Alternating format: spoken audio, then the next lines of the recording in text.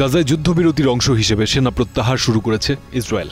রোববার প্রকাশিত ভিডিওতে দেখা গেছে গাজার ভেতরে নতুন সীমারেখা ধরে সাজোয়া যান আর ট্যাঙ্ক মোতায়েন করছে তারা। তবে গাজা পুরোপুরি ছাড়েনি ইসরায়েলি সেনারা। এখনও উপত্যকার প্রায় অর্ধেক এলাকার নিয়ন্ত্রণ তাদের হাতে। যুদ্ধবিরতির অংশ হিসেবেই চলছে জিম্মি ও বন্দি বিনিময়ের প্রস্তুতি।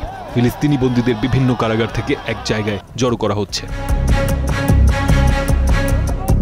এমন খবর মিলেছে গাজায় আটক জিম্মিদের বেলাতেও। ধারণা করা হচ্ছে হামাসের হাতে থাকা জিম্মিদের মুক্তির পর ইসরায়েল ছেড়ে দিতে পারে প্রায় 2000 ফিলিস্তিনি বন্দীকে।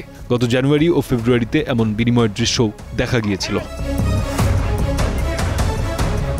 যুদ্ধবিরতিতে গাজায় ঢুকছে মানবিক সহায়তা। রাফা ও কেরেম শালোম সীমান্ত দিয়ে একের পর এক ট্রাক যাচ্ছে খাবার, পানি আর ওষুধ নিয়ে। কিন্তু বন্টনে বিশৃঙ্খলাতে বিপজ্জনক পরিস্থিতির সৃষ্টি হচ্ছে। এইভাবে সাহায্য নেওয়া নিরাপদ না।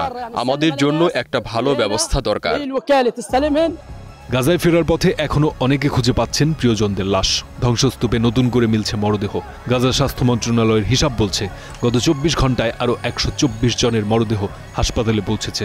2 বছরে নিহতের সংখ্যা ছাড়িয়েছে 67,800 জন। আহত 1,70,000-এর বেশি। যুদ্ধ আপাতত থেমেছে, কিন্তু গাজার মানুষের বেঁচে থাকার লড়াই থামেনি। সেনা সরছে, সহায়তা ঢুকছে, কিন্তু শান্তি স্থিতিশীলতা তা এখনো অনেক দূরের স্বপ্ন।